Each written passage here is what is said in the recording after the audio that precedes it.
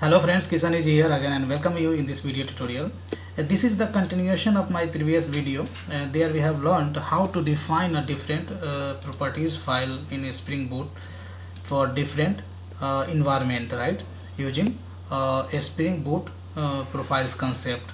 So what we did in earlier video, we have a application.properties, and here you can see you have a certain property defined over here which works for the default uh, profile. If there is no profile is active, if I comment this section, if there is no profile is active, then property file will be picked up from here itself, right? And if you go to the browser and if you hit the URL, then you can see we are getting the message hello world, and which is coming from this property file itself, right?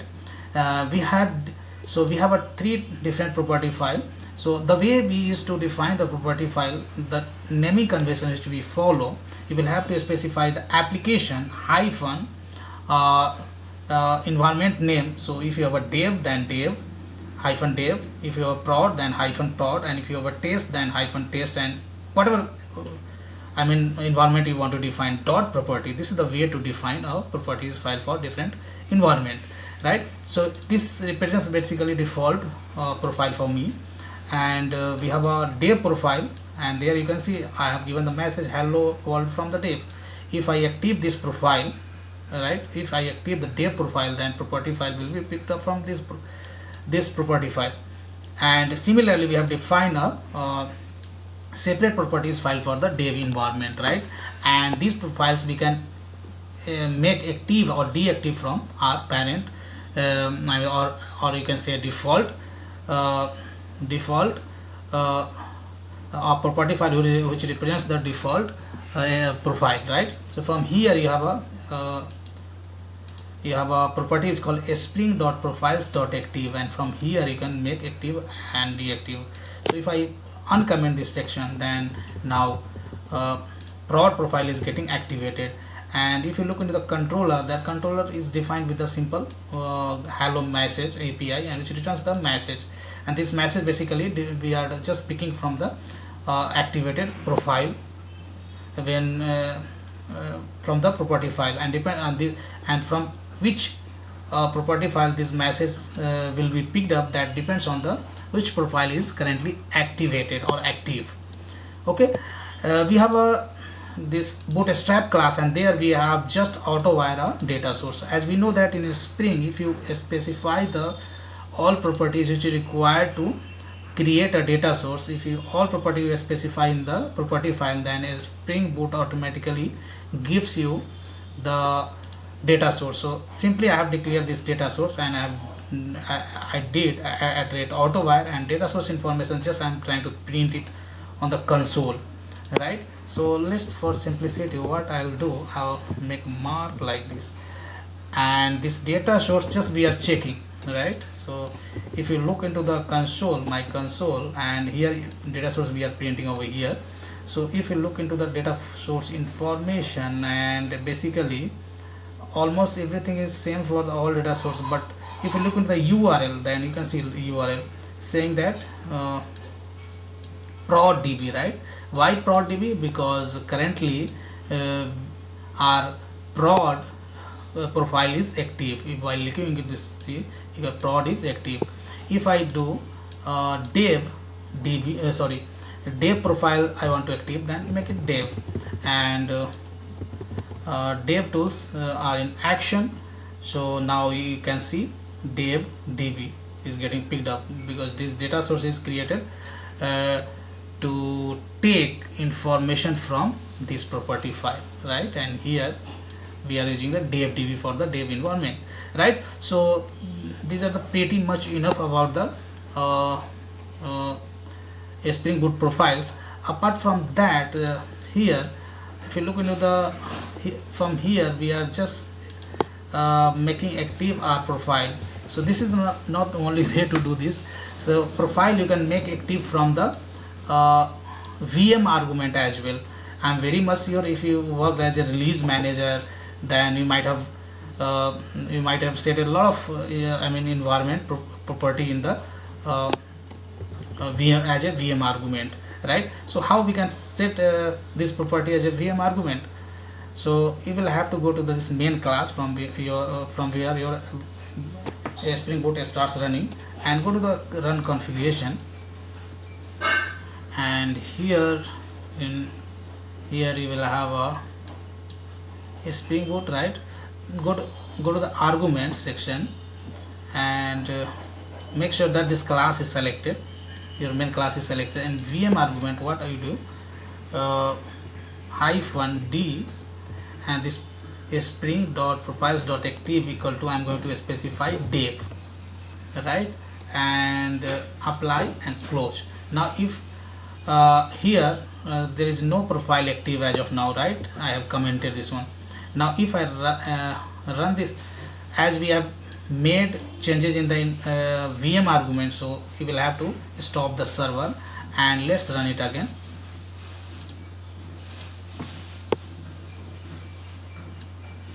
And let's verify the data source first. From data source you can verify which profile is active right now. Now data source information is here, and let's see the database name or schema name. What is that? So here you can see schema name is devdb. So right now devdb is active, and you can also verify from here. If I press enter, then hello world from dev is coming from the property file which is defined for the dev environment, right? So that is coming from here. So this is also where to active or deactive your profile, right? So what I'll do, whatever I have set it over here, that I'm going to remove. So go to property, and what I'll do, I'll go to the run configuration section, and here VM argument, let's remove this one. So if you want to set your profile, then you can do it, you can set in the VM argument as well. That's the thing I wanted to show you. Now let's run this project again. Let's kill this server and run this again and see what profile is currently. So currently we are expecting default profile, right? There is no active profile in this, so this will use the test database. So if you verify our data source, then you can see saying that test, so default profile, this is coming from the default profile itself, right? So this is pretty much enough. Now what I'm going to do, I'm going to do something new for the profile, Spring Boot profile itself. So when you work on the Spring Boot profile, then you can define some beans, a class, right, which will have to register as a Spring bean, and that bean you can instruct the Spring framework that bean is only active for the particular when particular profile is active. So here I'm going to create a, first of all, I would say com.info.org let's say config,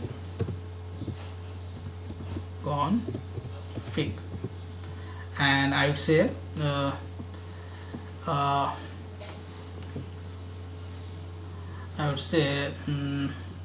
env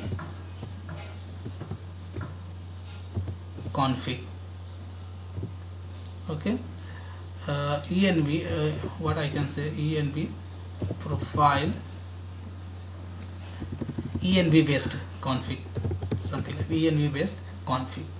And here this is let's define this interface, and I'm going to define a very simple method like void setup, right?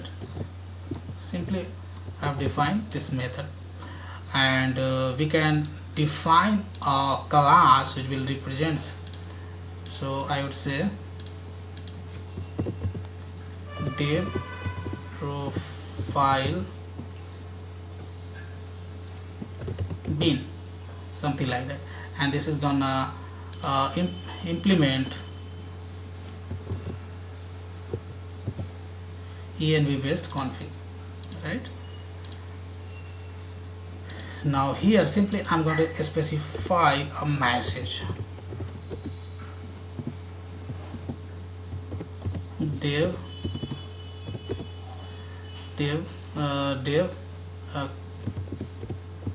config is set up, right? And I'm going to define another bean.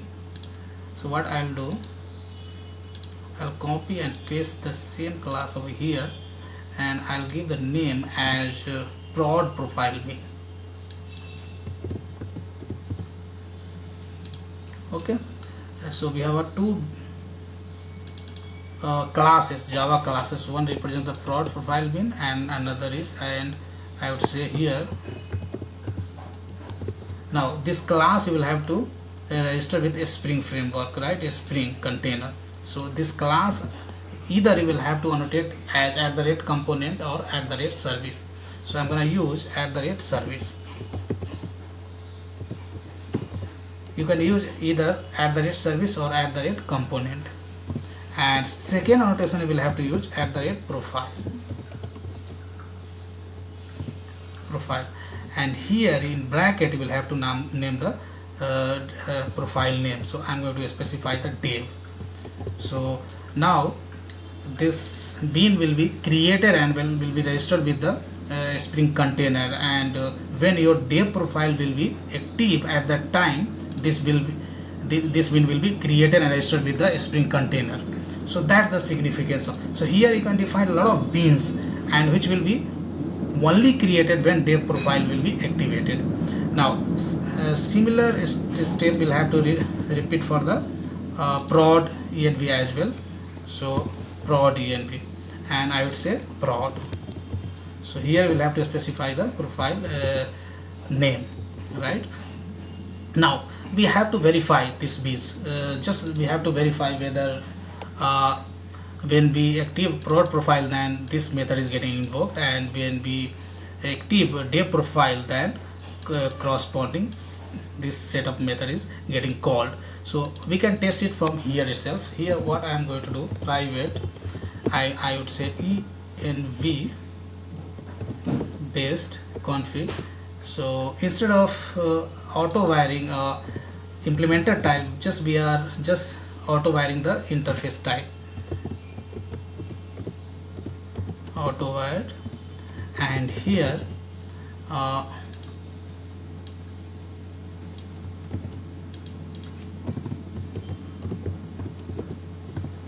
what I will do, okay, sorry, so just paste it, and here I will do toss the setup method will call. So now I go to the property file, and here I am going to make active dev profile, and let's run this application. So basically you don't need to run the application. Dev here dev tools is in action, and you can see dev config is setup is coming. That means, and if I go and here I do prod, then server will be restarted automatically, and you can see saying that prod config is set up. So I mean, concept is that when your dev or prod profile is active, accordingly you can define a bean. So when our dev profile will be active, then this Spring bean will register with the Spring container, but this will not be registered with the Spring container. But if your prod profile is active, then this bean will be activated, means this bean will be created and registered with the Spring container, and whatever things you define in this bean, that is available for the prod environment. So this is the one of the beautiful concept which I want to share with you. So that's all in the Spring Boot profiles. So we have seen Spring Boot profiles in two videos in previous video as well as this video. So I hope you enjoyed learning this video, and if you have any queries or any question, then please let me know. And this code I am going to put on the GitHub, and GitHub location you will get in the video description. So thanks for watching this video, and see you next video tutorial.